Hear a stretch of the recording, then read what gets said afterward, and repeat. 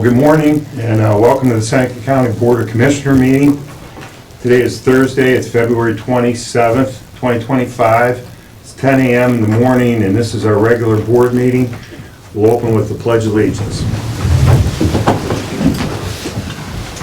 Pledge allegiance to the flag of the United States of America and to the republic for which it stands, one nation under God, indivisible, with liberty and justice for all.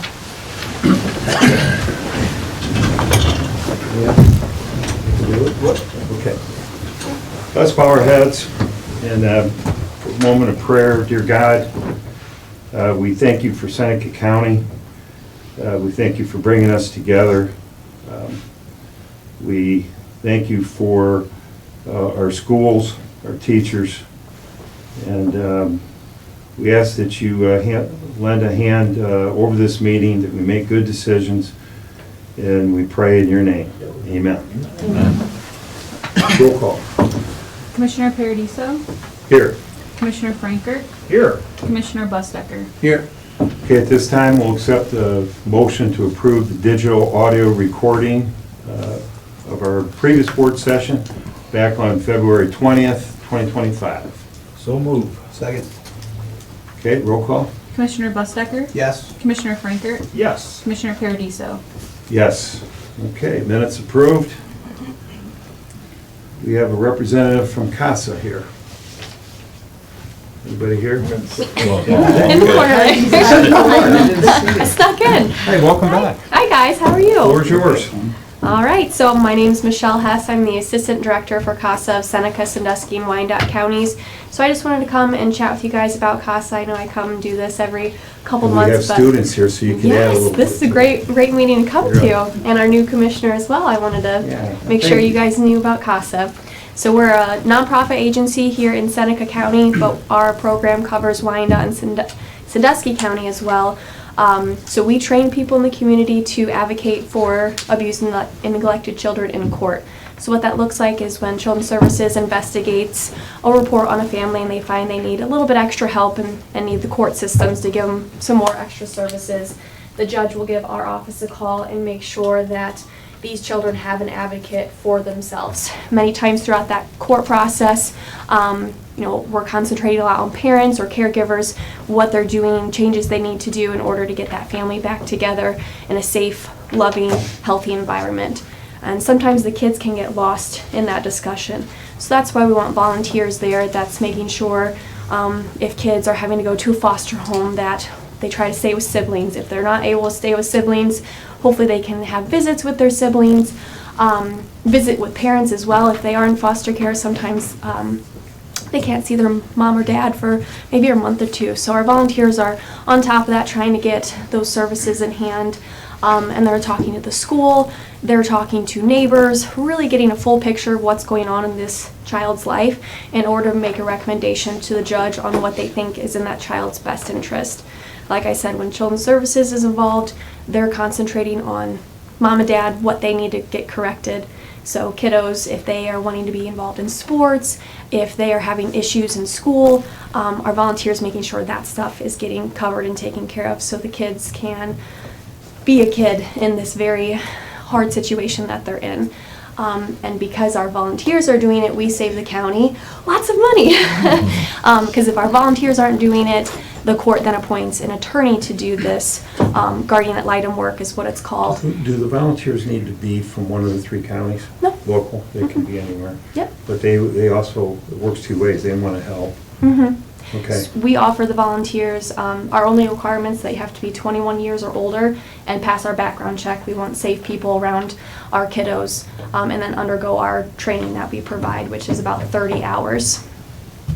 So volunteers are able to swear into multiple of our counties. We have volunteers that maybe are more well known in one county and want to work in a different one, that work here or live there, and so they can do multiple counties. Volunteers can actually team up with multiple volunteers. So say we have a married couple that have both sworn in, they could work a case together. We have moms and daughters, friends. So whatever our volunteers are most comfortable with, whatever makes it easiest on them. if anyone has ever had to recruit volunteers, it's kind of hard. So we want to make this as easy and flexible for people that we can, because we desperately need the volunteers to do this very important work. Any questions on CASA specific stuff? Anybody have any questions? Yeah. No? So I'm thinking of Mr. Coleman, who has the SMILE program, right? You guys all familiar with that? We used to call it kind of a big brother, big Right. sister kind of thing. So, you know, if you had a difficult, your parents were in a difficult time, and, or maybe you don't even have parents, right? You're in the system.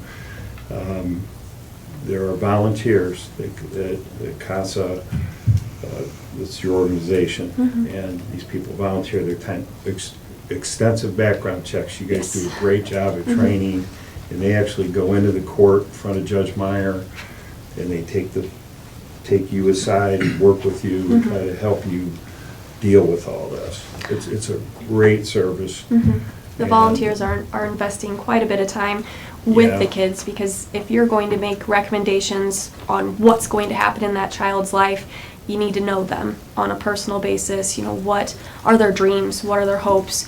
What happened in their past in order to get to this situation? How can we make sure that it doesn't happen again?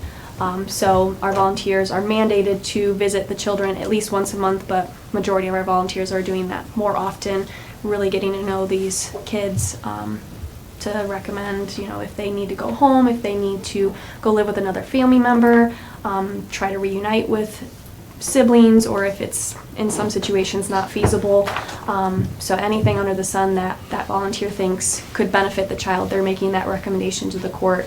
And we've been around since 1990, so 35 years this year. Our nonprofit's been in Seneca County, and the courts absolutely love this. Any person that actually knows what CASA is and knows that we're not the Mexican restaurant here in town tends you to learned love something. tends to love the program, and we always need the volunteers. So we recruit from the colleges. I go to city council meetings. Dennis is actually one of our volunteers. Yeah.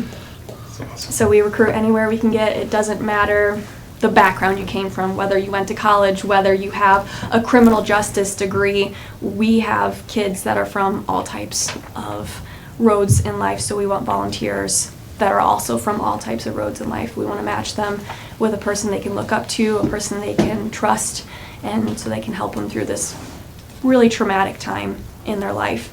And just looking at our numbers for last year in 2024, across our 3 counties, we had 53 volunteers serving 238 children. And if you're looking at Seneca County specifically, it was 25 volunteers advocating for 83 children.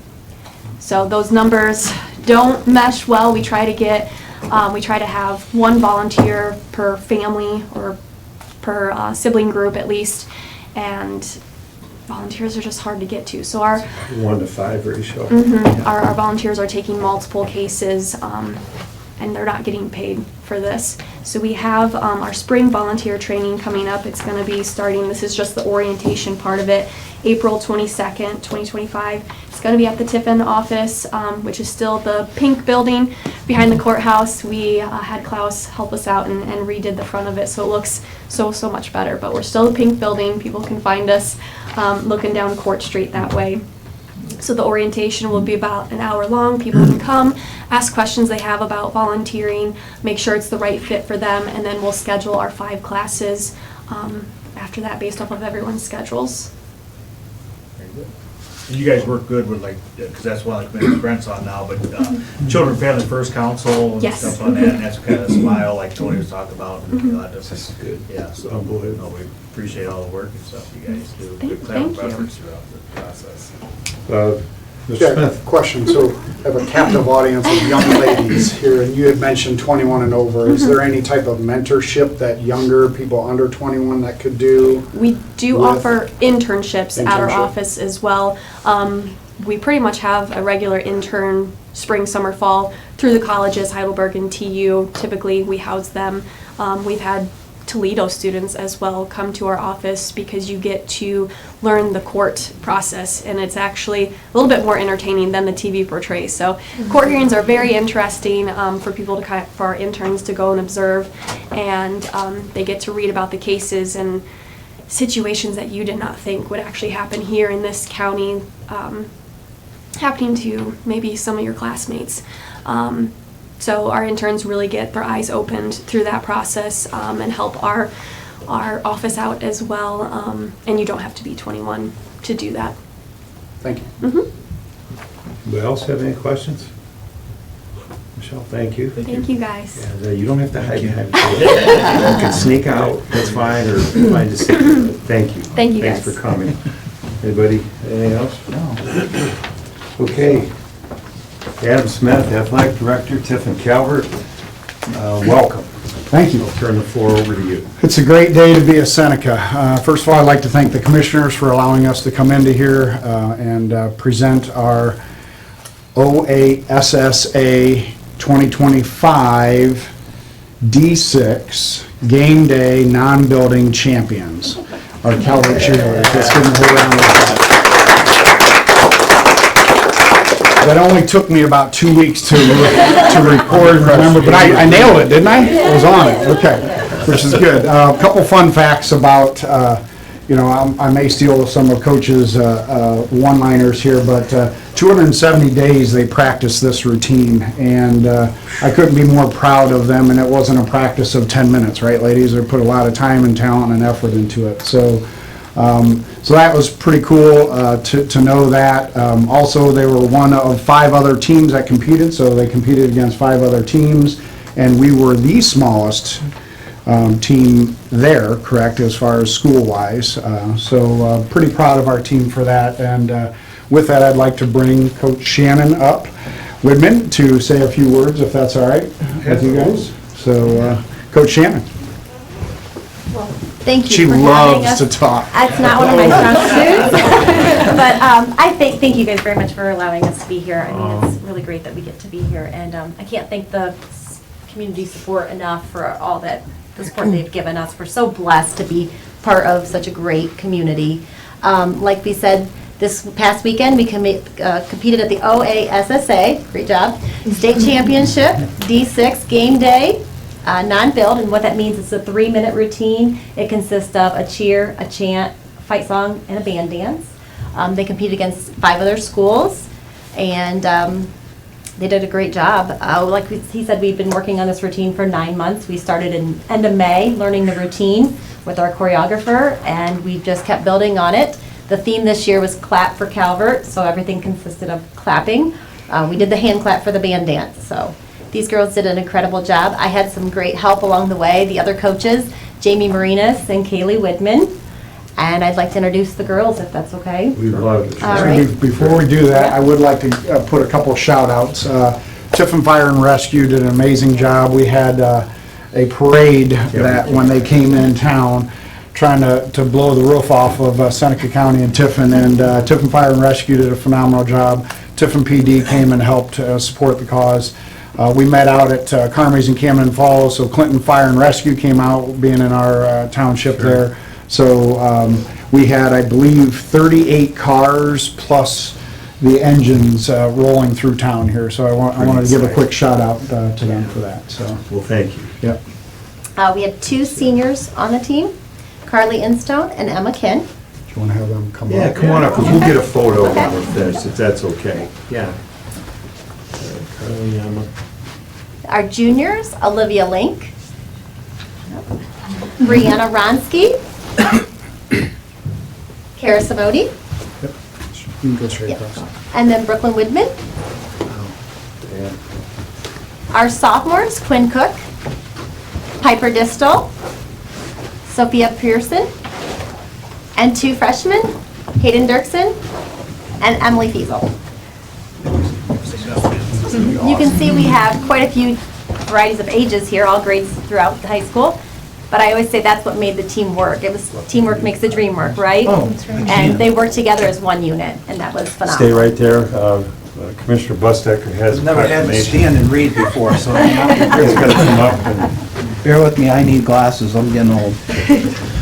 Proclamation Calvert Seneca Cheer 2025 State Champs. Whereas during the February 22nd Ohio Association of Secondary School Administrators State Cheer and Dance Competitions, the Calvert Seneca Cheer team won Division 6 Game Day State Championship.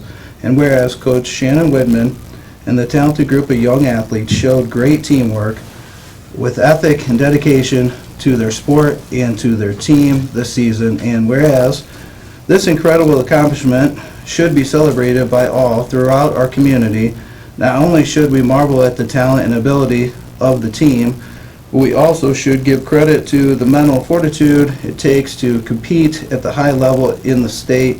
And whereas school administrators and staff members have remarked that this team is full of some of the most talented and hardworking people in the school. The team's selflessness, compassion, and belief in each other were just some of the main factors that helped propel this team to the state competition. And whereas the Calvert Seneca cheerleading squad is full of bright, talented, hardworking individuals who have had countless success inside and outside of the sport, this state championship is just one of the many accolades we expect this group to achieve moving forward. The Seneca County Board of Commissioners, on behalf of our community, wish to congratulate the team and to remind you all that you may make us proud. It is people like you who make our community the great place that it is. And in witness hereof, we, the Seneca County Board of Commissioners, have hereunto set our hand to this proclamation this 27th day of February in the year of our Lord, 2025, Anthony Paradiso, William Frankert, and Brent Bustecker. Congratulations, girls. Thank you.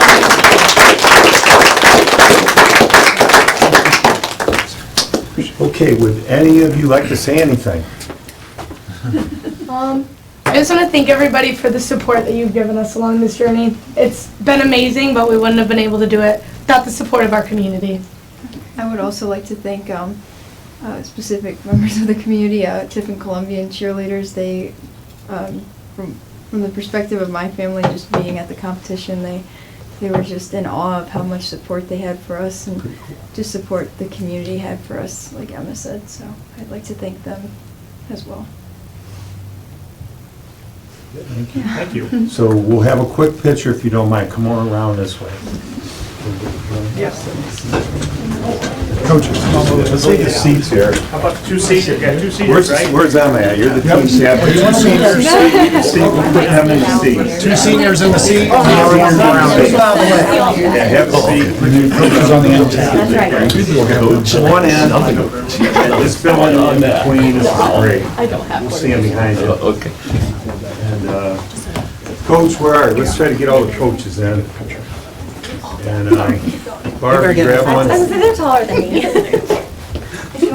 Let's try and get it. Oh, yeah. We're an athletic I was part of that. Who's our athletic director? Oh, he's right there. Kaiser. Yep. Ready? 1, 2, 3. Can I take a couple? Okay. Here now, real quick. Nice job, athletic. It's like the Last Supper. Yep. One more. Okay. Make sure that everybody. Well, you guys have been photographed all the 1, time. 2, 3. 1, 2, 3. Thank you. Thank you. Nice Thank job. you. Thank you, ladies. Congratulations. Thank you so much. Congratulations. You're welcome to stay. Well, with all due respect, they Gotta go. need to get them back to class. You got in there early. So thank you for fitting this in. Hey, this is really nice. Thank you. Ladies, don't forget this. We'll give this to Coach. All right, back to class. No skipping out on me. Where's Olivia at? Olivia, where's Olivia? Who's your dad? Chris. Chris Lang. Yeah. Okay. He went to sell with Nick. Oh, yeah, And yeah. Jeremy, and Mr. Marinas. Yep. Yeah. Chris Lang, got it. Tell him. you, guys. Put names together. That's good. Thank you, folks, appreciate it. Jamie, you know Chris, right? Yeah. Yep. Hey, thanks for coming over. Thank you so much. Julie, that's always fun, right? Hey, Michelle. You know, that was good. I'll probably be there. So we teed that up, so you're next. Katrina You get that I to follow the Calvert State cheerleading squad. I'm not doing the cartwheel. Oh, you're Josh, yeah, right, there you go. We have the squad available. So next on the agenda, we have our county auditor, Julie Atkins, and she's here to discuss some IT issues, I guess, right? Yep. And the floor is yours. Yep. So I'm here today to respectfully request that the commissioners consider that the financial software that the county auditor office uses, as well as all of the departments throughout Seneca County, that we migrate to a cloud platform. I also have with me today Grant Halsley. He is with SSI, or Software Solutions, Inc., our vendor, so that he could answer any questions or provide any insight to what this would entail. So I guess my first question is, how many of you commissioners do you use online apps, such as mobile banking, bill pay, anything like You're that? probably asking the wrong guy here. The others are shaking their head, not Tony. So I'm like, So this is, I have yellow pads, and, you know. How about email? I do use email. Okay. Okay, so you All right, got me good, there. good. Yeah, Good. so this is an opportunity for Seneca County to consider using a cloud application. Our emails are cloud-based. This would allow departments to be able to access the software remotely, not having a VPN connection. As we know, VPN connections sometimes are not as stable as a direct link to the cloud. We already are doing a multi-factor authentication to access the application or the software, but this would be another layer to that for the cloud. It would also be secure servers. It would reduce IT staff time. It's almost 100% up to date or running. There's very few instances when it's down. And like I said, the Seneca County employees may log in from anywhere through that. This is something that has come to more of the forefront for two events specifically. One specific to us, where we had our server was down and they couldn't bring it back up from the backups because the backups, there was a flaw. I'm not a techie, so I won't be able to explain it correctly. But there was a flaw in the backup function itself. So we were down from Friday to Tuesday because the attempts that they tried to do to restore it had failed. Thank goodness it happened over a weekend and that we were not in a pay week. We had just finished the prior week, a pay week, because we got to pay our folks. We have to pay the bills of the county, and we were not up and running. The second thing is, I'm sure we've all heard about the incident at Wood County. Grant is well in tune to that incident because they are also a customer of SSI, Wood County is. And they immediately, and feel free to comment. Yeah, thank you. Yeah, come on up. Yeah, please do. Yeah, thank you. Yes, thank you. Really, what we're really ultimately touching on is the importance of protecting citizen data. All of us want to be able to sleep well at night, that you're proper stewards of that information, right? Julie referenced Wood County. I guess, we'll explain things at a high level. Every software, whether it's email or your financial software, needs an engine to run. Right now, the county is using an on-premise server to power that software platform.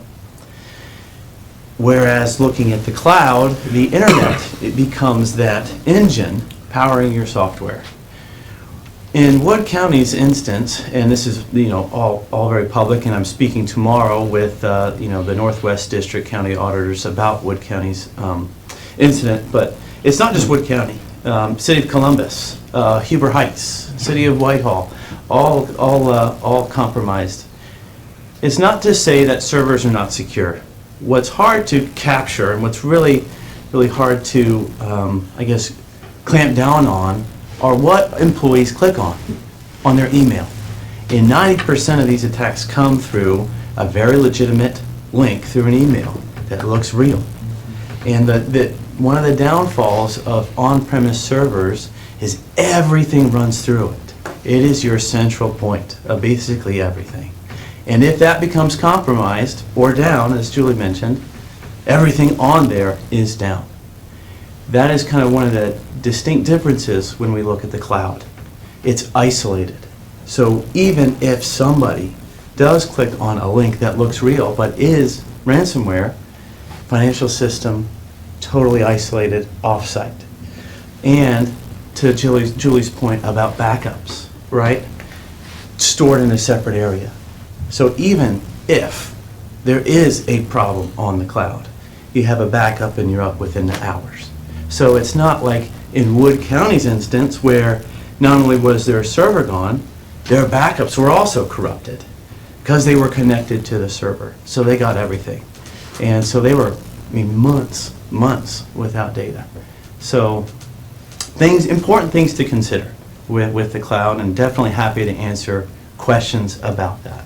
It's definitely not a new concept, but definitely newer in adoption on the public sector side from that perspective. But from our side, 38 counties use our software, close to half of that within the next year or so. So very excited about the adoption of kind of the newer technology, newer engine behind software.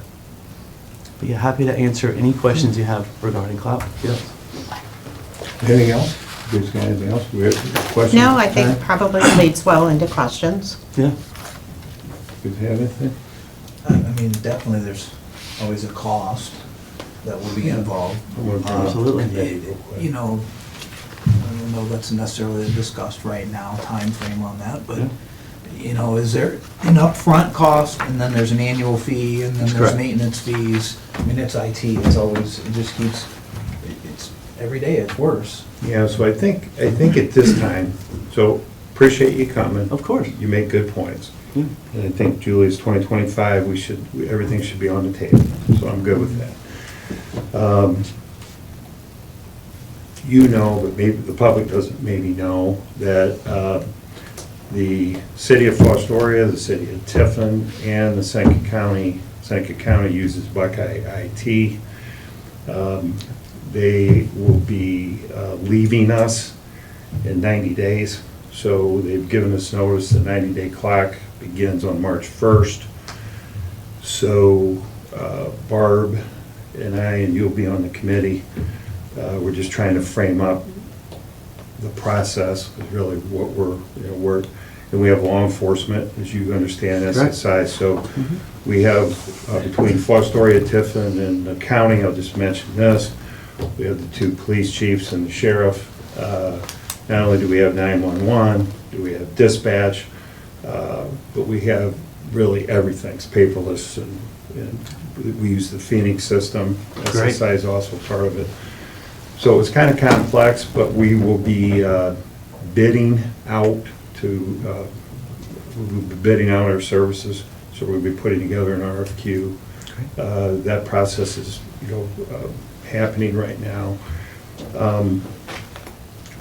I think this conversation needs to happen. I just don't think it's like this second, because Buckeye's leaving and Lots going on. We just got a lot going on, okay? Yeah, so that's my comment, unless anybody wants to, this is fluid too, Julie. We're not gonna we look at it, the county, the 2 cities, as an opportunity. This is an opportunity to start fresh, maybe think differently. We have the city of Tiffin actually wants to do more with us. Does make some sense, how close we are. So that's all kind of being discussed. So let everybody know that. pretty much.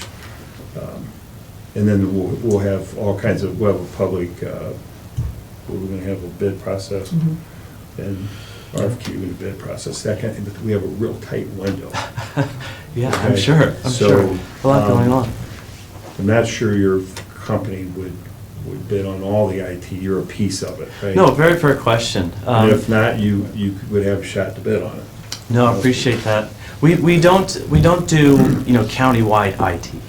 So what we're offering is the protection of the cloud through That our piece of software it. platform. Okay. Correct, correct. Yeah. So if you ultimately did go out to that RFQ and you did go to the cloud, that would be one less thing for the So the IT the company to worry about. RFQ won't have anything to do with cloud or not cloud. So what we're trying to do is get an IT vendor partner Services, yeah. in here Right. that will be separate, Julie, talking to our auditor, but we think we can get some scale and there's finger pointing, if something happens in Fostoria to the dispatch, is it that, so if we go with one company and we cost out, everybody pays their portion, we think we'll be more efficient. It's excellent. So that's an opportunity. So once they get in here and get their sea legs a little bit, John, Mr. Navy veteran over there, I think those are the kind of conversations we need to have. No, it's exciting that you're focused on Yeah. that, because there's many that don't really have that focus, or don't really know what happens if a ransomware event happens. Yeah. What's the plan, right? Yeah. So having that top of mind, I think, So is you very said important. several things, and we'll get into it, not to get, I don't want to really get technical, but, Yeah. the cloud, the server, the time, the ransomware, yes, our server went down in the backup, and that's explained, but as far as our cybersecurity piece, our firewalls, we feel pretty good about what's in place. So this is a big discussion. Absolutely is. And, but I don't want, what you said is accurate, Julie, but I don't want everybody to panic like you're just trying to make it better. You're suggesting a way that we can improve it. And I'm open to, I think we all are, right? Yeah, that's so I guess explain a little those further with the discussions. server, and we'll still have a Absolutely. server, and then you're kind of like another avenue for protection then, is that kind of So the server would be for like our day-to-day operations. Word, much like you have here for your Word applications, your forms, things like that. This would go directly to the cloud, this application. Yes, that's correct. So the financial software would live on the cloud. And it's, like I said before, we're not questioning any type of firewall or setup or anything like that. Yeah. But when you kind of take the approach of having everything in one place, man, if that gets accessed, right. that's a big problem, and that's exactly what happened at Wood County. It's exactly what, happened at Huber Heights, Whitehall, City of Columbus. And nothing is, even the cloud, nothing is foolproof. Yeah, You know? Delta Airlines can get. Absolutely, whatever, great example, so- right? But I think where cloud really differentiates itself from on-site servers is its speed of recovery. As Julie mentioned, very little downtime because of, the power of AWS or Amazon Web Services. They have warehouses of servers at a much, much cheaper rate than what you can provide here local at the county. And if something ever does happen, well, it's just the flip of a switch and you're up and running. So versus, one server, Wood County got corrupted, the other one was sitting in the warehouse, not working, so it's like those types of things where that scale is really hard to replicate locally. I think we'll absolutely have this discussion. Great. And my final comment is, mainly for the public, is, with our 13 electeds, and I said 5 and then 6 villages, so how many electeds do we have? I always say 13, counting us. Am I close? 13 electeds? Okay. So, the auditor, the clerk of courts, the judges, the sheriff, there's all kinds of third-party software. So it's not like we have one software package for the entire universe in Seneca County. That's correct, yes. There is a common one that we do emails and payroll and purchase orders, but there's third party, there's a lot of software out there, right? And the auditor, and I appreciate where you're coming from, you know, her job is to maintain the integrity of those numbers. So I respect your input, okay? So let's get our new IT team in here, and then we'll start to look at, you know, cost benefit, and it may be we can't afford not to do it. I don't know how it's gonna end. The reason where we're at today is, when we butted heads a little bit, was when I first started 5 years ago, you know, we had built the Justice Center. They had put a room in there, you know, and we spent all this money on servers, so it was kind of like, we're not even gonna talk about anything else, everything's going in there. It's a big outlay, yeah. It's 5 years later, 6 years later, we're looking forward. So I think we should just be open-minded to it. Okay. That's great. You'll come back in and. So a couple points, Yeah. as you go down the path of start Sure. looking for a new vendor for IT services, with this piece being removed, and them not having to have that as a part of maybe considered in the monthly fee, or however they're gonna structure it with the county, it would be We could put that cheaper. as an optional. It would, absolutely it would be, because it's So when one we did big the RFQ, thing. we could put that as a, Right, so that's gonna reduce your monthly costs, because they're not gonna have, and Tasha can attest how many times we have to get Buckeye IT involved in different things, that if we were on the cloud, we wouldn't have to engage them for silly things. So what you're saying is, I understand what you're saying. I think there's a timing issue. Okay, so we'd like, so if that was included in the new bid, that number, and everybody got in here, and 90 days from now, we started looking at it, and we took that out, we would just say, if we remove that, put cloud in there, what would the difference be? All I'm saying is I just really don't want to hold up the RFQ process because the clock's ticking.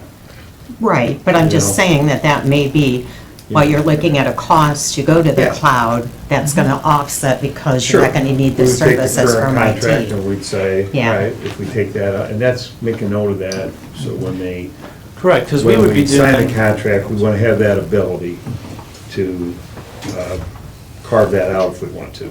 Right, Yeah. and we could move to the cloud in a short Yeah. manner. correct, yeah, that's correct. If you Yeah, think either it's- put it in with the RFQ, that, with or without that, yeah. I think the sense is, you know, we're working with Nick at the city of Tiffin, we're working with Steve Danduran in Fostoria, Barb is, and we're just, and we're getting the judges in. You're on the IT committee, you'll be on that committee, and so you'll have, obviously have a seat at the table. Okay, but keep going if you. Yep, if you I just have had a some couple more thoughts, things. Signing yeah. up for that, Julie? If you have any thoughts for the RFQ. Yeah, I think one thing to note. absolutely kind of, when you explore that RFQ, having the financial platform in the cloud is one less thing for your IT company to worry about, because it's a huge vulnerability to have out-of-date software. Can you send us an email summarizing this stuff? Absolutely, absolutely. And send it to Barb and copy of three of us. and then The we reason why I will, mention it is because when we deal with a lot of third-party IT, Yeah, and obviously they are responsible, if you go to the on-premise version, to update the software. And you're at their mercy whenever they can get around to doing it. And then what we find as well is they don't always install it correctly. And so there's risks there, right? You know, looking at the statistics of these ransomware attacks, that's what they're keying on, unpatched software. Things that weren't installed correct. About 60% of the ransomware attacks in local government are attacking the unpatched, improperly installed software. So another important thing to keep in mind, and I'm that would fall I'm with not us. agreeing or disagreeing. I'm saying. I'm just not trying to saying, educate, look, absolutely. That they're not doing a good job, okay? I'm not saying that You're either. making a good point, and you Yeah. should have an opportunity to, Yeah. we should have this discussion, and then back to it's gonna be a cost benefit. Absolutely. Yes, we are paying them something, we're gonna carve it out. Are we gonna pay you 9 times more, and is that benefit worth? I don't know what it is. Sure. But you got our attention, I'm glad you came in. Absolutely, right? thank you. Yeah. And I think your timing is actually pretty good, Julie, to come in, Yeah. because But also just to understand, I mean, it's almost like, we just don't wanna have, we can't have nobody. I mean, the sheriff, our calls, we get tons of calls. Oh, everybody has somebody, you're correct. Everybody has to Absolutely. have somebody. Yes. And in 90 days, we're not gonna have anybody. So we are trying to just get this in here and then work and make it better. Okay? Sounds Be more excellent. transparent, be more proactive in some things like you're talking Yeah, about. sounds great. And just looking at things, so. Just a few more, and I Yeah, won't yeah, take yeah. any more of your time. And not to Good. put Councilman Snee on the spot, but I think City of Tiffin is looking, they have the same application Correct. that we do. Yeah. And I think in conversations with their fiscal clerk, it's something that they may be considering Well, too. and we are working close, Barb and Nick are gonna work close together. And I'm not saying we have to do everything exactly the same, but we're gonna do a lot more things the same than we're doing now. That's a fair statement, Yep. I think. And keep in mind that the sewer system is currently being migrated to the SSI or to Yeah. the same fiscal software vendor. And that cost of going to the cloud would also be split with sewer district. And that's the quote that you have in front of you, is an all-encompassing The entire one. platform, correct. Knowing what we just talked about, what would you, are you okay with us moving forward with the RFQ? I don't know, I haven't been a part of any Well, we discussion, haven't so got- it's really we've hard gotta to be- We're comment. just getting ready to have our meetings. Okay. Because we're trying to talk about how we're even gonna go about it, right? And so, I think if you sign a year contract with somebody, and we just wanna have the right to carve something out if we wanna go a different direction. So, I don't know. Well, we have a yearly Yeah, contract for our support. annual Just send that contract. paragraph to us. Mm-hmm. And then you have to understand, so Julie, it's more like Bear Manel, it's really Steve Danduran, Nick Dutro representing the city, and Barb talking, and me kind of just sitting in there as Commissioner IT, whatever. And the sheriffs they're doing their thing, law enforcement, and then everybody's coming together, then we're gonna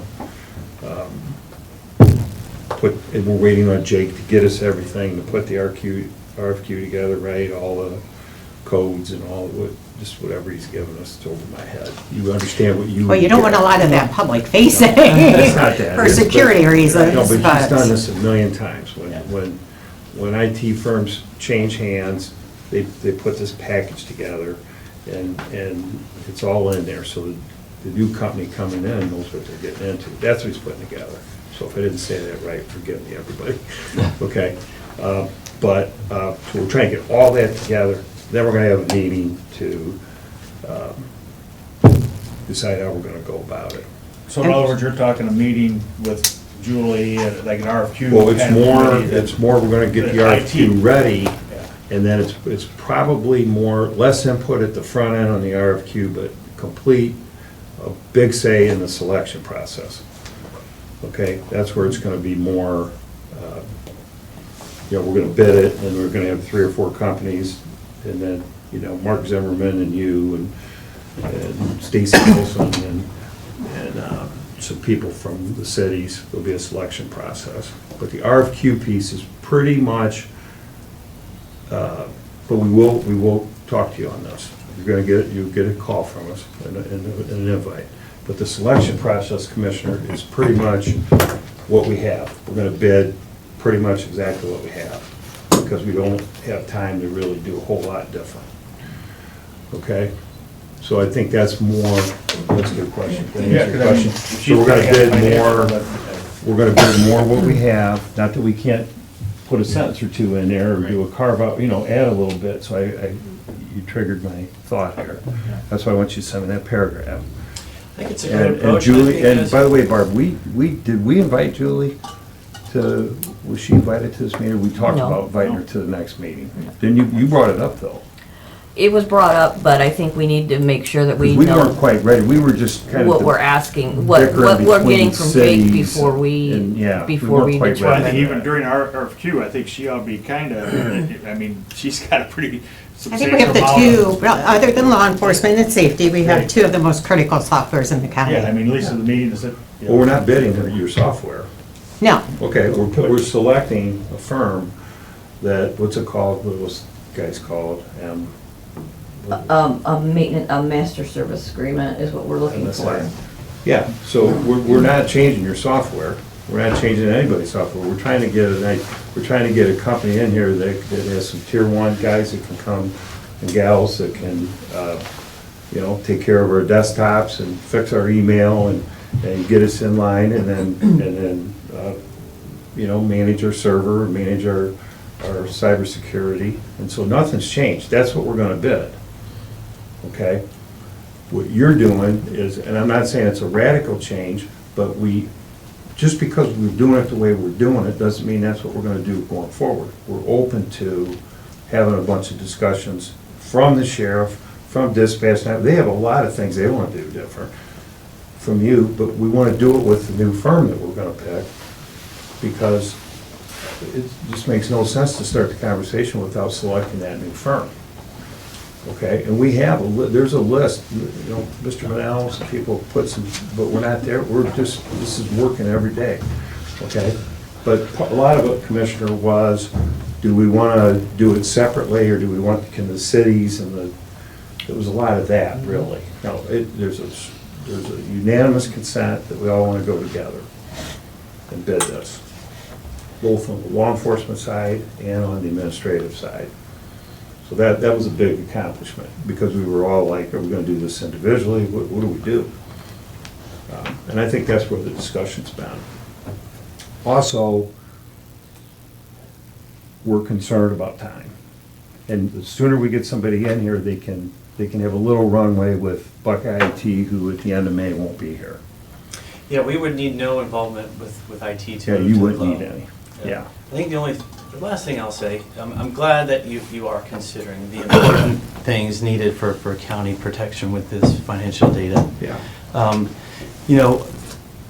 We deal with a lot of counties and cities and villages, townships, and basically everybody. We've been in Ohio for a long time.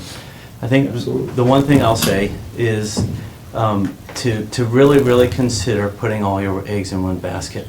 There's lots of risks there. I agree. Right. So nothing against whatever firm you decide to go to. When you compare their size and their security protections with that of AWS and the billions they're spending to protect data, it's definitely worth considering not putting all of your financial systems on one company to handle. So that'd be the one thing I would say it'd be worth some thought. And then to keep in mind, as you go out for an RFQ, understand that whatever company you do decide to go to, they're going to want to maintain every single system, because that means more revenue for them. So keep that in mind as you're putting that RFQ together on how to kind of position it as far as what does everything look like versus what does a piecemeal type of operation look like. Yeah, and I like that. Yep. But we also get finger pointing. And I don't want to deal with that, you know what I mean? Very fair. So we're gonna have to have some understandings as we unwind that's very things, fair. Julie, because, it's their fault, it's their fault, it's their fault. And so some consolidation, I think the city will tell you that, it's been better. I think Fostoria will tell you You it's want been one nut to better. choke, right? Because they don't have Business, 5 yeah. people with their hands in the cookie jar, but you're absolutely right. I mean, yeah, we don't want to put all our eggs in one basket, and there are different ways to do things, Sure. Yeah. And we respect the auditors. She's an elected, she has a firewall that you're trying to, everybody in the state butts heads with their auditors. Because the auditors are doing their job, right? They're trying to keep us protected. Sure. And so I've learned that, and I don't mean that, she's just doing her job. And Yeah, Julie's a great we expect- advocate. We Great expect that. advocate. Yeah, we expect that. Yep. So I appreciate that. Just one final comment, just for consideration for our real estate application. We've been on the cloud since 2015. There may be one instance that I may recall that was a hiccup, and it was resolved quickly. Yeah. And usually it comes back to our internet, how our internet was performing at that time. And it's a very robust system for all of the data that it covers. So. Good. All right. Thank you. Thank you. Yep. Appreciate you coming down. Of course. That's right. And, all right, Barb, back to the agenda. We good? Yeah. Okay. John Sparks here. We asked John to come back, our EMA director. Thanks. See you, Tasha. John Sparks, EMA director. You're going to talk about Attica a little bit? I am. I'm going to give you an update as to where we are and what the plans are. Here's a copy of the latest update. This was put together by EPA, and I can tell how tired the EPA is. John Flegel, our local EPA emergency response field person. So he doesn't work for drinking water. He doesn't work for any of the other branches of EPA. He works for, when there's a spill, he either gets a call from the 800 number in Columbus, or he gets a call from me, or he calls me, and I go out and help with investigation, take pictures till he can get there. And he's the boots on the ground guy, making sure that shippers and spillers are paying for what they, the damage they've done, et cetera. That's his job, to track all of that. We have two people like that in our region. That's Dave Schilt and John Flegel. They each take a week on call. So they're the on-call person. So John Flegel has been on the train derailment. He was out there with us the first night, and he's been there every day since. So he put this together, and the reason I can tell you how tired he is because if you look at the dates across the top of each one of those papers, it goes 24, 25, 26, 27, February 28th, February 29th. Yeah, there's no February 29th this year. That'll be March 1st, okay? So those are expected, and when I saw that, I went, John, you need a nap, buddy. Keeping that in mind. So here's what we've been doing. First of all, there is an Attica Village Council meeting tonight. I will be there, EPA will be there, I think the Health Department will be there because they've been brought in on this. Also, Norfolk Southern is supposed to send somebody to be there to answer questions for the council members and also for any citizens that want to come and ask questions. Now, we won't have answers for everything because we're still in the middle of this response. And you'll see on that updates that when we get to where we are on the 27th, is they're in the rail car cutting right now. So the easiest thing for them to do once they finished cleaning out the insides of those cars, offloading those cars, and last weekend cleaning out the inside of each one to make sure that there's no more ethanol inside and no vapor inside, that they cut holes in it to stay vented, and if you go out there and look, you'll see these big tubes laying on their sides with triangles cut in them and purple spray paint on them saying clean, and they give a date and they're all done. Now they have a team in, a subcontractor in with oxyacetylene torches and plasma torches, and they're just chopping them up, and they're going to be scrapped and sent off-site. That'll take up to March 17th or so. On March 17th is when they expect to start soil sampling to see how large the field of contamination is in that area and how deep it goes and what they're going to need to do to remediate it. And that remediation will just be digging all that dirt out and getting rid of it, shipping it off somewhere else, which we'll talk about in a minute. So that's the plan right now. All of the product is gone. Norfolk Southern's hazardous material division is done on site, and that's the people who get rid of the ethanol and the other stuff and clean it out of the cars. Obviously, we got to get the cars off that ground, and then another group comes in. Is it SPSI? No, it's ARC. I can never remember the name of their company. It's going to come in. It's a subcontractor will come in and do all the soil testing with the health department, with the EPA, to determine the field that needs to be removed. And like I said, that'll start around March 17th is what they expect. Now, that's all what's happening on the ground there, which at this point is pretty boring and They're just, making sparks and cutting rental cars apart. Let's talk about Village of Attica water. There's a 10-inch water main line that runs right underneath where that accident happened, where all those cars are sitting. There's a concern from the operator of record for the water department in the Village of Attica that now that we have a thaw going on, that the weight of those containers are going to start pressing down in on that 10-inch water main. So, if that water main fails, it will empty their water tower, okay, within minutes. It will also allow contamination into that line. Their backup is their old feed line, which is a 6-inch line that has its own issues. There's a reason they put in the 10-inch line in 1988, 89 timeframe. They're also concerned about the fact that ethanol has gotten down, that whole area kept the ethanol up in the ground pretty high. First of all, it was frozen. Second of all, it's hard clay right underneath that. So it kept it up high, except for where you trench to put in a water line and then backfill with gravel. That's not clay, that's not really freezable. So that ethanol was able to get down and get onto the plastic 10-inch line that was put in. So they contacted the manufacturer of that 10-inch line, said, what happens if ethanol lays on this? Does it deteriorate the plastic? They said, absolutely not. I'm looking at all the chemicals that you're sending us from the SDS sheet. Our pipe, no problem. We've tested it. Not going to be a problem. However, we are concerned about the rubber connection gaskets that go along that section. They could deteriorate. So the solution was to bring in a company to put in what's called InstaValves. Yeah. No, I'm sorry, Inserta-Valves. Inserta-Valves. One up where the pipe turns on 224, so it comes all along that track from south up to north, hits 224, makes a turn again, and heads over to the water tower. So it's feeding from the lab, which is all south of 224. So they already put one in right there at a cost of $15,000. They need to be able to isolate that section of line where this is sitting. They want to put the second one in, and City Council said, hold on a minute, we don't have the funding for that. Can we talk to Norfolk Southern about maybe them covering the cost of this, since we wouldn't even be talking about it if they hadn't had a... Now, that seems natural.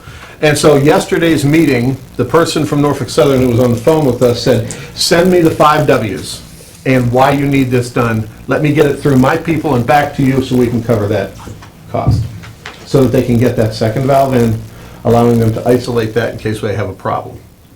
It will not keep them from getting water to their residents. It'll just be a little slower to fill up the water tank because you're going from a 10-inch line to their backup 6-inch line. Also, that's an old 6-inch line. You could have some leaks, some problems, but it's outside of the contaminated area. So that's what's going on right now. I do not. First 15.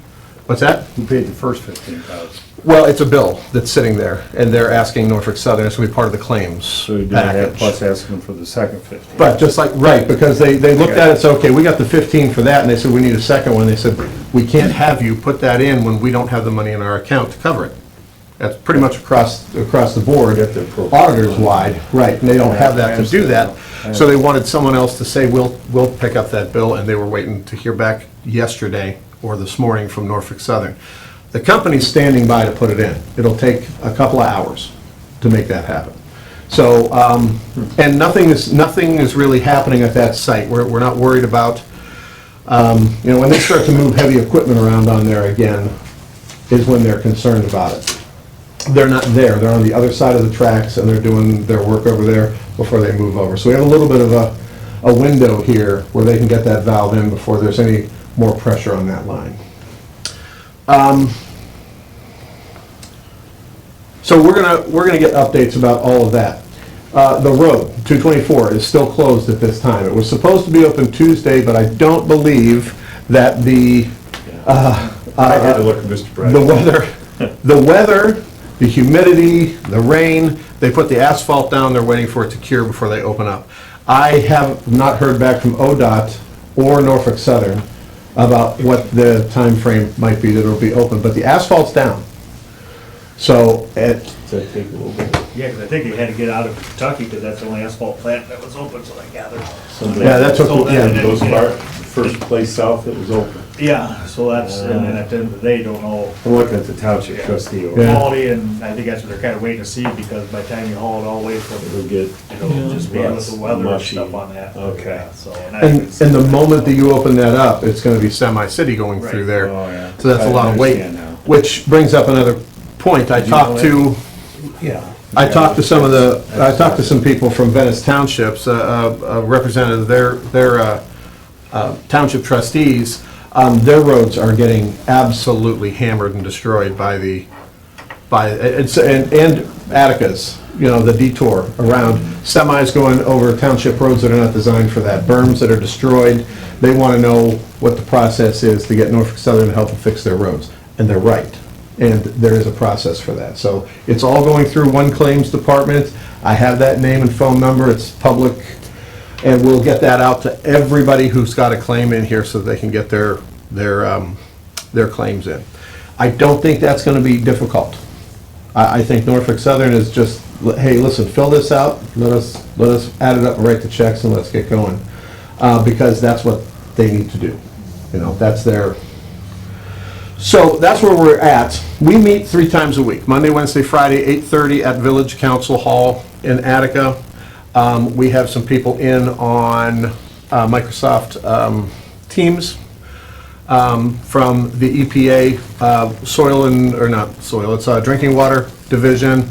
Health Department's there. EMS is invited because they've responded and have some response stuff. The village is there. The water ORC for the village is there, so that we all have 3 times a week we get together and just get a kind of a clearing house. What questions do we have? What's the timeline? What are we doing today? What are we doing tomorrow? What's coming up?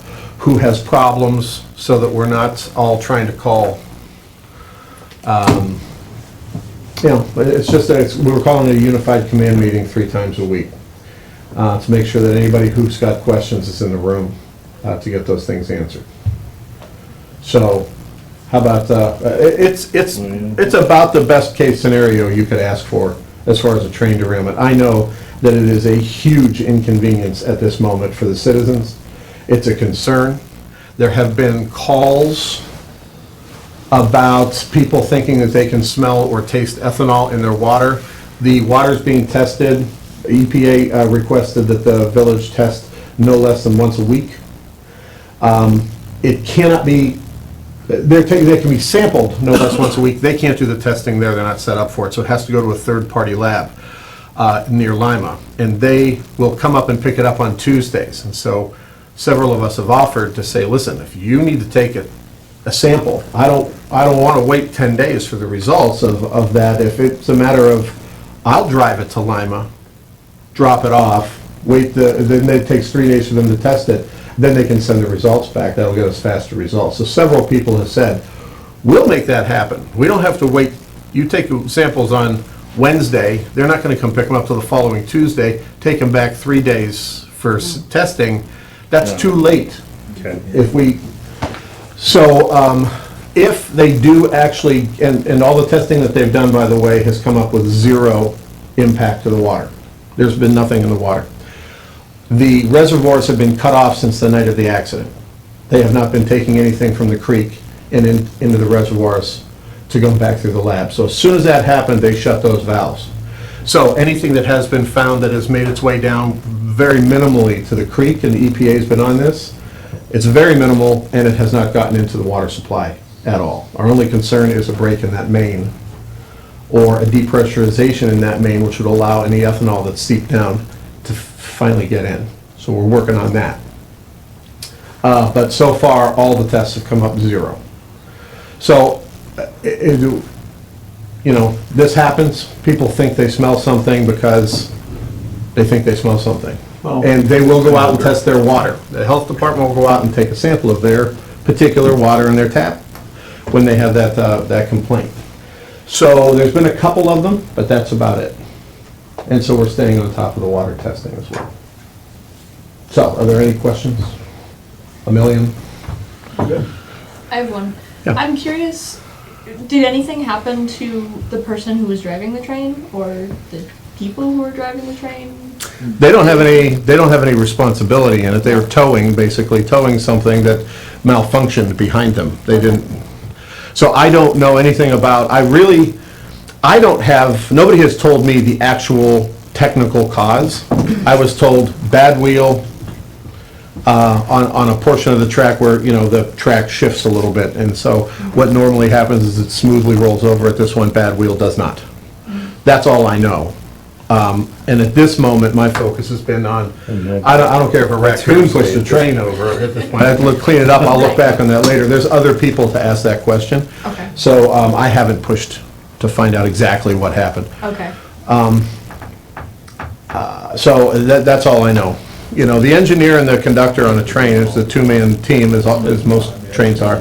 They hook up and haul it. If it's working or not working, it's not their job to inspect it, it's their job to make sure it's hooked up properly.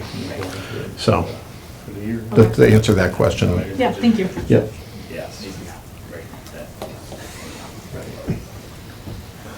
Okay, so, thanks for the update. I think we're doing all we can. Yep. Right? Good. No, good See you in a support. couple weeks, or? Yeah, I can come back next week, or if there's anything big that happens, or we have a big time.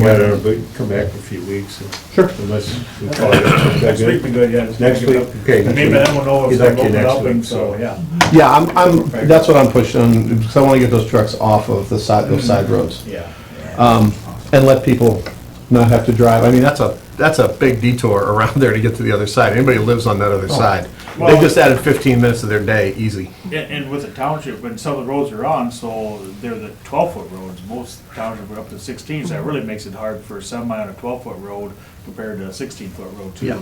That's make it very unsafe and not good at all. And it doesn't seem to, I haven't driven back there again to look at the detour, but I don't think they set up a detour, like, hey, stop here, don't go down there and do the town, go out the state routes. Yeah.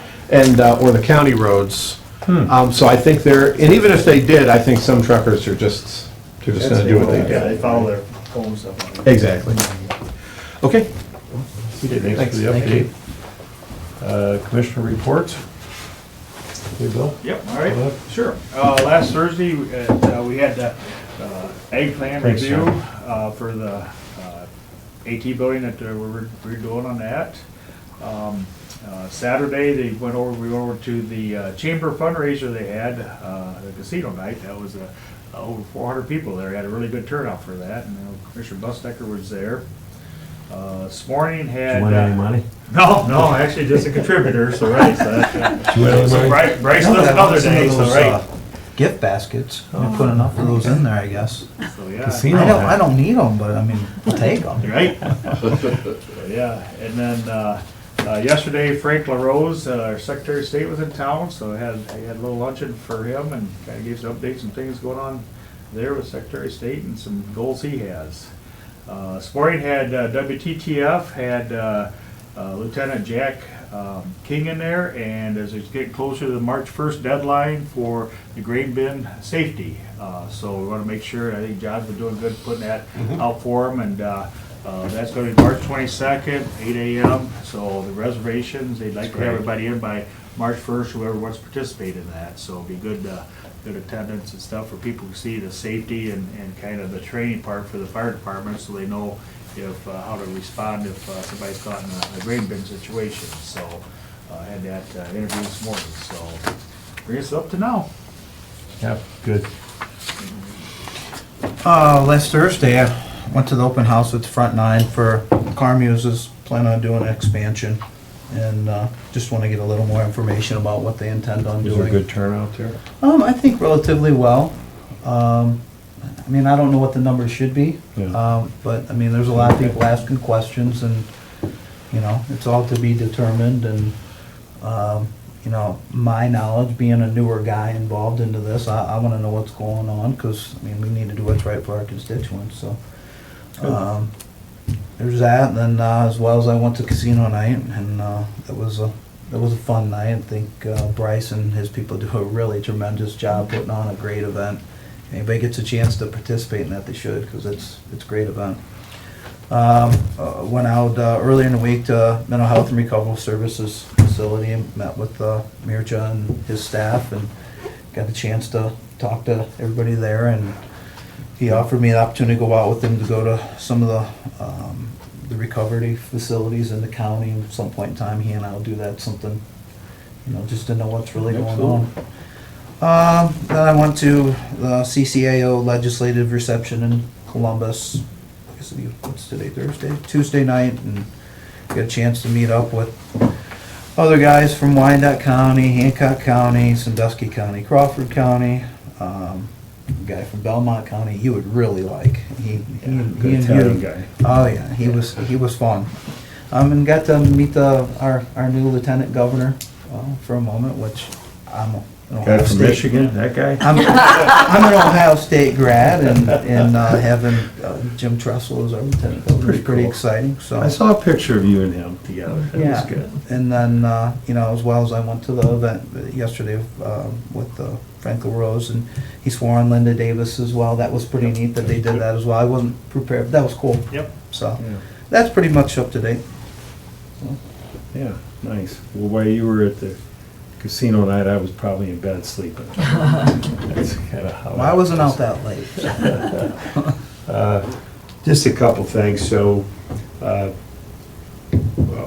we are meeting with the IT situation, and so it's and I don't want to oversimplify it, and I don't want to undersimplify it. I don't know if that's the right statement, but we have a 90-day notice that our IT department's leaving us. They're pulling out. So over the past year, the city of Tiffin, Councilman, has worked really hard at building a relationship with Buckeye IT. They consolidated a lot of services. You spent a lot of money on IT, moving some things around. City of Fostoria has done the same. So so we're more on the same page than we thought we were. And then, of course, all the law enforcement. So all three entities got the notice 3 days, one day. And so it just triggered a meeting. What do we do? So I think the intent, just so everybody up here knows, the intent is to get somebody in here that can, that we can work with, and all parties like we're going to bid it. And then when we get them in here, I think what Julie brought up makes some sense, because we were a little bit on autopilot. We were kind of doing some things, just kind of doing it. I think this is a great opportunity to relook at everything, and that's what's going to happen. And both cities, us, law enforcement, everybody's going to look at things, see if we can make it better, safer, but keeping costs. We have to cost benefit it out, because IT just, John, it just never goes down. That's why Amazon and Microsoft, and they're all at the 3 trillion mark now, the value, right? Wow. So, but anyhow, that's that. I was at the Secretary of State event. I left, I did not see the swearing in, so that would have been cool. I missed that. We are still working on our bond issue with North Central. We had a conversation. We're just waiting on the USDA to approve it. We're not sure if Doge is part of this or not, but the guy's not calling back. So we don't know if, but we feel pretty good about it. Everything's set in there, and we need a couple boxes checked, but until that happens, everything's status quo, right? Yeah. So, yeah, congratulations to Calvert one more time. It was nice having them in here. Over to you. Just a couple of things. I have the Seneca Conservation District will be putting a John Deere 1590 grain drill up for consignment auction with WMS Auction Services from March 12th to March 26th. Anybody that's interested to inspect that drill can contact Clint Lease out at the Conservation District. This is also posted in our lobby for them, so just wanted to bring that up to you guys. A couple of things with the School of Opportunity. March becomes, or is known as, the DD Awareness Month. So they have several activities out there like they've always had in the past. They'll have Bakery Bingo on March the 13th. They have this celebrity basketball game on March 27th. You gonna play this year? I would have put it this year. Are you? Nobody asked me. Okay, we're just. I mean, you just see a asking. wrestler play basketball, I'll go. Might be ugly. Have to work that out. Side dope. Yeah, we're going to have Lou in, they usually. Yeah, they're coming next week. Yeah, that Yep, makes they'll be sense. here next And they week, usually so- go to the city. So they're gonna, I'm just bringing No, this no, to your this is attention early that they're month. doing these activities. Yeah. They'll have more information Yeah. on these activities. They are So that'd be also nice. doing the Palm Sunday drive-through ham and chicken dinner. always do that. I got So, her lined up ready, so. Actually, Lou and I Let's see gonna be how down at WTTF next Thursday morning. oh, Oh, perfect, Other stuff, yeah, perfect, yeah. perfect. Nice. So, but yeah, those are just a few things that are happening for them. Just wanted to bring that, like I said, they'll be here next week and they'll probably have more in-depth information on that. We did receive an invitation for the 25 annual meeting for Fostoria Economic Development Corporation, March 20th. Yeah, that is a Thursday morning, so I think that the meeting should be moved back to 10:30. Our board meeting should be moved back to 10:30, so we're not rushing to get back in time. But, so just thought that that might be I'm good. ability to do Yep. that on March 20th. So, March 20th, yeah. Fostoria Economic Development, we went last year, was it all of us? I attended last year. Yeah, I remember, so we all want to go and then we'll come back. Yeah. It's good. So, they do a very good job over that way, so Renee does, and her staff has an Yeah, 'cause excellent. I know last year it was like 5 till that we got. back. Yeah, we were rushing back to get Right, here, so- after the to get to our meeting, so. Did you say 10:30 or 11? We'll move it to Was that 2 years 10:30. ago, Mayor Keckler? It was 2 years ago for him. Yeah, I don't know, I don't think I went last year then. I went 2 years ago. so, It's at the high school there? yeah. In the middle? Mhm. Yeah. Okay. Subco, which is our consortium for employee benefits, they're having their annual meeting on April the 14th. I'm sorry, April 4th, I'm sorry, in Columbus. So I believe Andrea and I will probably attend that. But they also have a voting designee, and if it's not a county commissioner, who would you select to be your representative to vote for board of directors? I say we make Barb the designee. That's fine, that's fine, You guys since good? I'll be there and I can vote. Do you And need a you need a formal? no, I don't think I County need administrator anything should be formal, I good. don't think anything Yeah. formal, but, Okay. so I'll get that registration taken care of. I did have a request from the sheriff's office. He sent me a letter, basically stating that the intercom system has become an emergency issue. The reason that I'm bringing it up is because it is considered an emergency. I have 3 quotes ranging in amounts of $125,000 roughly to $750,000 to have these replaced. I have spoken with the prosecutor's office, and they are in agreement that this would constitute an emergency, so we can skip over the formal bidding of this project. But I did have to receive, I still had to get 3 quotes. So I am asking for you guys to make a motion to enter into a contract with the low bidder, who is Security Automation Systems, to retrofit their intercom system at the sheriff's office. Okay. I'll make a motion. I'll second.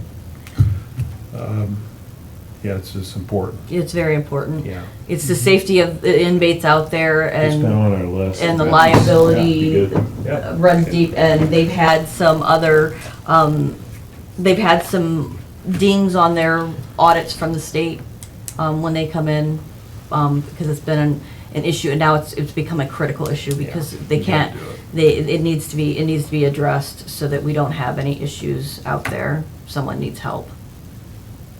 Okay. Roll call. Commissioner Bustecker? Yes. Commissioner Frankert? Yes. Commissioner Paradiso? Yes. That's all I've got. Good job on that. We don't do this very often. No, we Yeah. don't. We try not, I mean, Right. Right. but when it I'm glad becomes, we had when it three becomes an boards. emergency Yeah, situation, we have And to, it's kind of such a unique situation, not everybody, for getting You intercom can't get stuff on everybody it, it's to kind do of hard it. to get. Yeah. So that was, at least we got 3 of them to kind of go from, so. yeah, so. Yeah. You're still in your. I don't have anything else. You good? Okay, any old business? I just bring up, so kind of working on, we got Board of Elections meeting on Monday, so kind of working on some stuff, make some things to go down and present to them, just look at some efficiencies and stuff, maybe to work collaboratively together with on, so. I'm not sure I'll be there Monday, but you got it covered. Yep. You gonna go Monday? I'll go. Okay. Got it. I think that's good. Okay. New business, back to you, Barb, supplemental appropriations. Yep, I only have a couple of supplemental appropriations. Maintenance and repair fund for equipment garage for $50,000. Engineer Zimmerman would like to buy a new sign truck. That's what that money is for. And the general special projects fund, their supply line of $10,000. I also have a few budget adjustments. These are all for the BJA grant fund, moving money from contract services to salaries in the amount of $92,040. Again, moving from contract services to Medicare for $1,344.58. Moving from contract services to workers' comp, $1,840.80. Moving from contract services to HSA contributions, $2,400.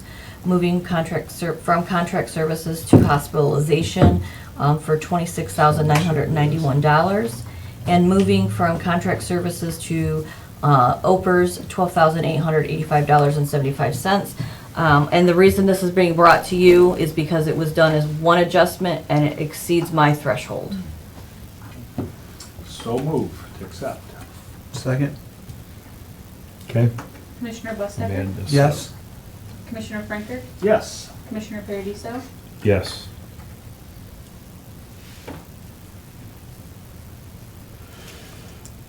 I probably could have given you the total. Boy, you look at salaries, but then when you add all that on top of it, It's a third usually. that's what I was trying to come up with. Yeah. Third. It's a solid third. It's actually a little more than a third, but, so that's been creeping. Yeah, okay. So that's all I have for that. The only resolution that I have is a resolution approving the recommendation of the Tax Incentive Review Council's findings regarding enterprise zone and community reinvestment area tax abatements for the companies located in Seneca County for the tax year 2024. And that would be Church and Dwight to continue their abatement. Yes, right, yeah, they were out and did that, so yeah, so move to accept the resolution. Second? Did you get that? Second? Okay, roll call. Commissioner Bustaker? Yes. Commissioner Franker? Yes. Commissioner Paradiso? Yes. That is all I have, gentlemen. Okay, public comment. Anybody? You good? Mr. Brightball? I just got a comment, what John was talking about. Yesterday I went to Lowe's and I was talking to an employee in there, and he lives on the other side of the tracks in Attica. And I could tell by the tone of his voice that he was not happy. Yeah, poor guy. But he said, we're probably lucky that it didn't turn out like East Palatine. Very lucky. We're lucky, no poles No down or poles anything down like or that. anything like Yeah. Sounds like my grandmother. Yeah. Could have been worse. But, yeah, thank you. Okay, so we're back here 8 o'clock next week, 10 o'clock. 10 o'clock. Yes, next week. Meeting needs Hey, now. come for it, make it, it's on 28 o'clock, so, right, meeting at 10, so. Yeah, right, go to thanks, nap. Tony. Good nap. See you at 10 next week.